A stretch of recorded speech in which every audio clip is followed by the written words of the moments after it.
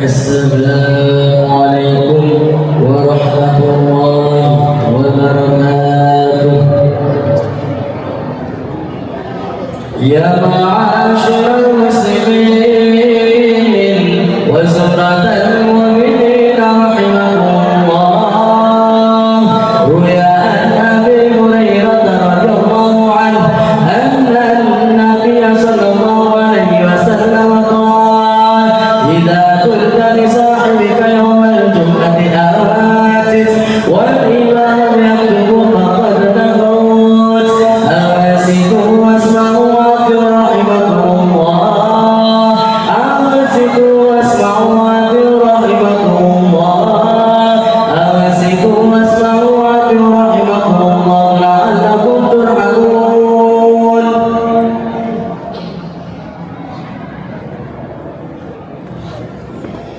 Allahumma salli ala Muhammad, Allahumma salli ala Sayyidina Muhammad, Allahumma salli ala Sayyidina Muhammad wa ala ali Sayyidina Muhammad walhamdulillahi rabbil alamin. Allahumma qawwil Islam minal muslimina wal muslimat wal mu'minina wal mu'minat al ahya'i minhum wal amwat wa sayyidina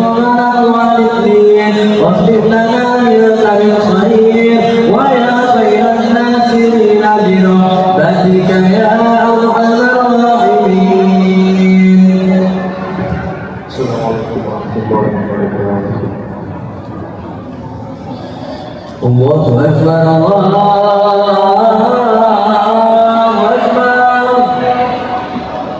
الله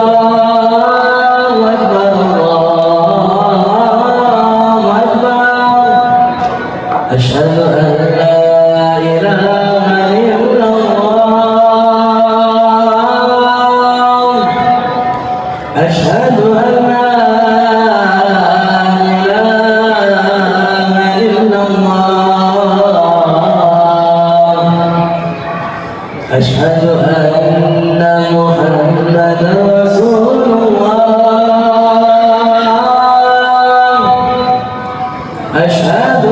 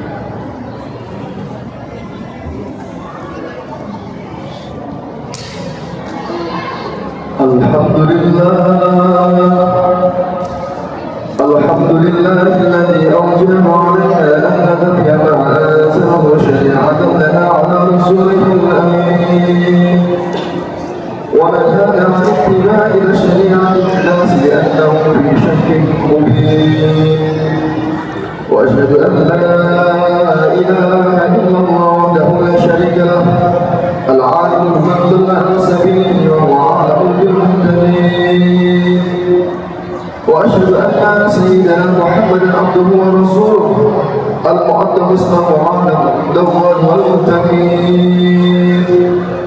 اللهم صل وسلم وبارك على سيدنا محمد وعلى آله وأصحابه ذوي المتين. أما بعد فيا عباد الله أوصيكم وإياي بتقوى الله وطاعته لعلكم ترحمون. Saudara kaum muslimin yang dirahmati oleh Allah, dalam kesempatan ini kami berwasiat marilah kita tingkatkan ketakwaan kita kepada Allah Subhanahu wa taala dengan menjalankan apa yang diperintahkan Allah dan menjauhi apa yang dilarang. Salat termasuk perintah Allah yang dibebankan kepada kita kaum muslimin. Salat merupakan ukuran untuk mengetahui tebal dan tidaknya iman seseorang. Kalau memang keimanannya sungguh tebal kepada Allah, niscaya dia akan melaksanakan salat dengan sempurna. Kalau memang ia beriman pada hari akhir, percaya dengan hari kiamat dan sesuatu yang terdapat di dalamnya seperti yaumul hisab, hari pertanggungjawaban amal dan selainnya, maka orang tersebut akan menjaga dan bersungguh-sungguh untuk melaksanakan sholat. Karena sholat ini merupakan kunci dan penentu untuk diterima atau ditolaknya semua amal kita. Nabi Muhammad SAW bersabda, "Awwalu ma yuhasabu bil 'abdi yawm al-qiyamah as-shalah, fa in salahat sa'ir al-'amali wa in fasadat sa'ir al-'amali." Pertama kali amal yang akan dihisab dari seorang hamba di hari kiamat adalah sholat. Jika sholatnya baik, maka semua amalnya akan baik, dan apabila sholatnya rusak, maka semua amalnya akan menjadi rusak. Dari hadis di atas sudah jelas kalau sholat itu merupakan penentu diterima amal kita. Kalau ibadah sholat kita diterima Allah, maka semua amal kita akan diterima. Dan apabila ibadah sholat kita rusak, dalam artian ditolak oleh Allah, maka semua amal kita pun juga akan ditolak oleh Allah Subhanahu wa taala. Sidang Jumat yang dirahmati oleh Allah, oleh karena itu sholat adalah ibadah yang sangat penting, ibadah yang perlu kita jaga dan perlu kita sempurnakan.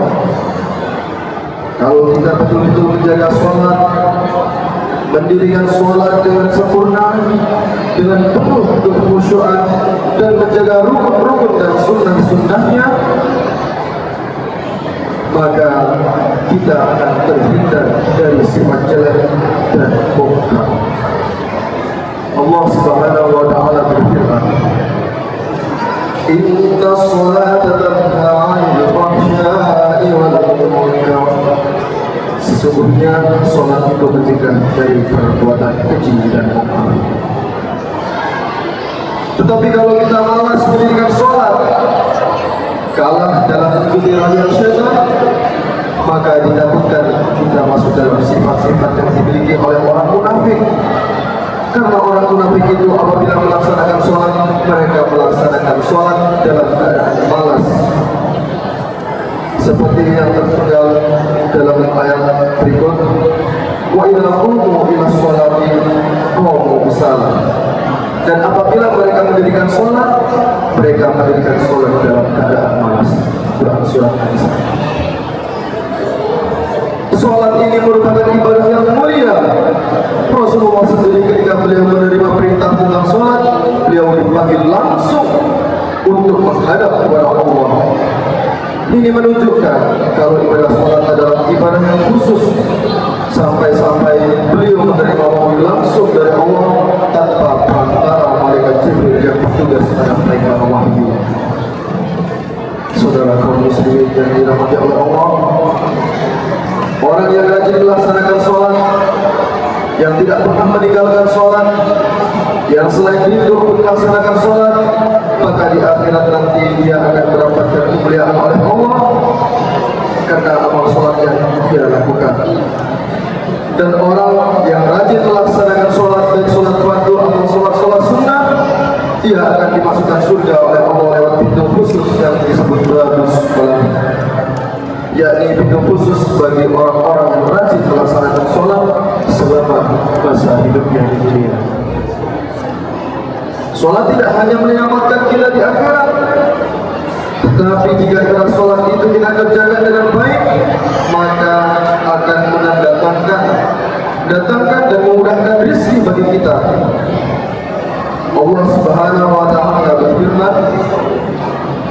wa'mur ahlaka bis-sholati wastabir 'alaiha la nas'aluka rizqan nahnu narzuquka wal 'aqibatu lit-taqwa. Dan perintahkanlah keluargamu melaksanakan sholat dan sabar dalam melaksanakannya. Kami tidak meminta rizki kepadamu, kamilah yang memberi rizki kepadamu, dan akibat yang baik itu adalah bagi orang-orang yang bertakwa. Kaum muslimin yang dimuliakan oleh Allah, inilah sebagian faedah daripada sholat yang diwajibkan kepada kita setiap hari. Mudah-mudahan dengan faedah yang singkat ini kita dapat menjaga dan melaksanakan sholat dengan sempurna, sehingga nantinya amal sholat yang kita kerjakan itu akan menyelamatkan kita di akhirat nanti. Amin amin ya rabbal alamin.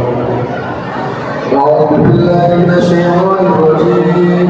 Ya ayyuhalladzina amanu ista'inu bis-sabri was-salah innallaha ma'as sabirin.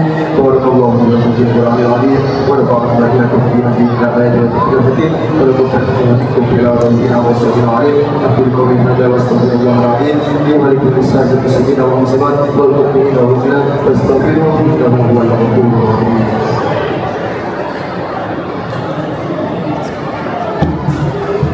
اللهم صل على سيدنا محمد وعلى آل سيدنا محمد.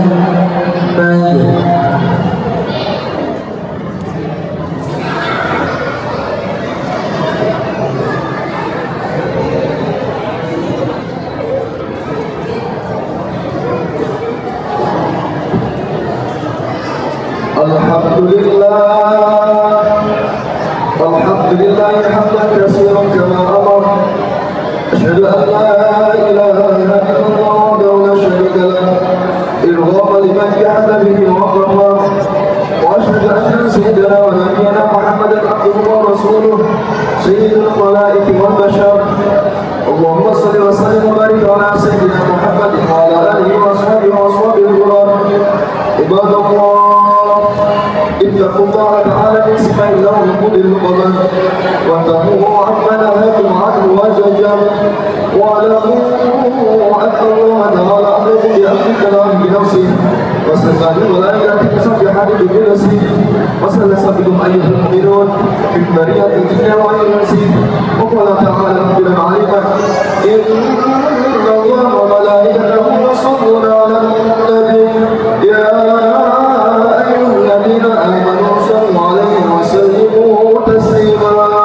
اللهم صل وسلم على سيدنا محمد وعلى اله واصحابه ذوي النجم القويم ورضي الله عن الاربعه الخلفاء الراشدين ابي بكر وعمر وعثمان وعلي وعلى بقيه الصحابه والتابعين ومن تبعهم باحسان الى يوم الدين وعلينا معهم وفي برحمتك يا ارحم الراحمين. اللهم اغفر للمسلمين والمسلمات والمؤمنين والمؤمنات الاحياء والاموات انك سميع قريب مجيب دعوه يا قاضي الحاجه. ربنا اتنا في الدنيا حسنه وفي الاخره حسنه وقنا عذاب النار والحمد لله رب العالمين. عباد الله إن الله يأمر بالعدل والإحسان وإيتاء ذي القربى وينهى عن الفحشاء والمنكر والبغي يعظكم لعلكم تذكرون فاذكروا الله العلي يذكركم واذكروا الله على ما يزدكم ولا ذكر الله أكبر. الله أكبر الله أكبر. أشهد أن لا إله إلا الله أشهد أن محمد رسول الله. حي على الصلاة حي على الفلاح قد قامت الصلاة قد قامت الصلاة. الله أكبر الله أكبر لا إله إلا الله.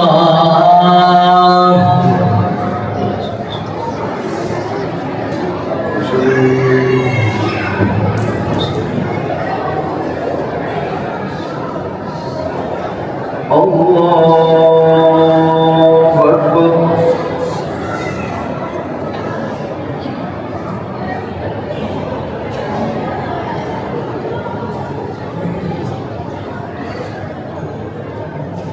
بسم الله الرحمن الرحمن الرحيم الحمد لله رب العالمين الرحمن الرحيم مالك يوم الدين إياك نعبد وإياك نستعين اهدنا الصراط المستقيم صراط الذين أنعمت عليهم غير المغضوب عليهم ولا الضالين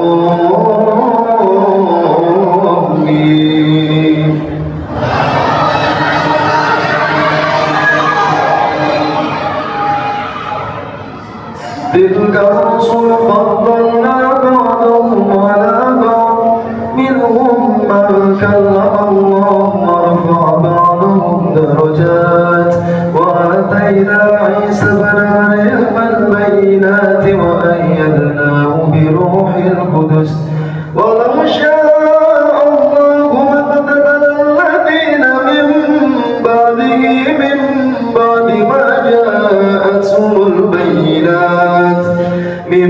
بعد ما جاءتهم البينات ولكن اختلفوا فمنهم من آمن ومنهم من كفر ولو شاء الله ما اقتتلوا ولكن الله يفعل ما يريد الله أكبر سمع الله لمن حمده الله أكبر الله أكبر الله أكبر الله أكبر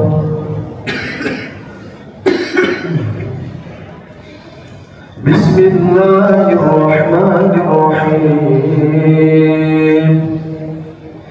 الحمد لله رب العالمين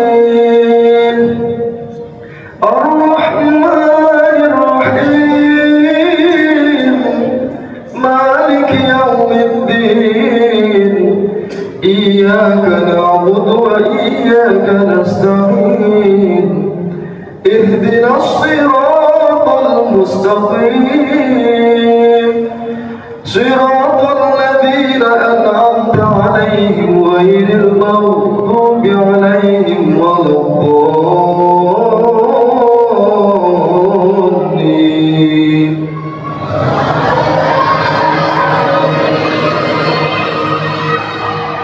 يا أيها الذين آمنوا أنفقوا مما رزقناكم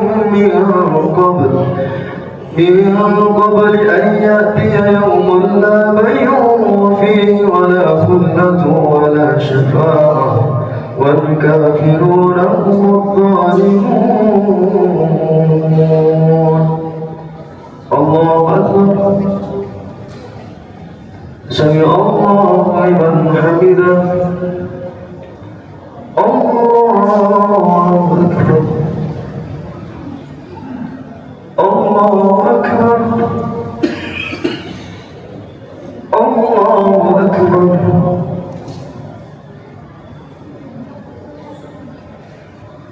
الله أكبر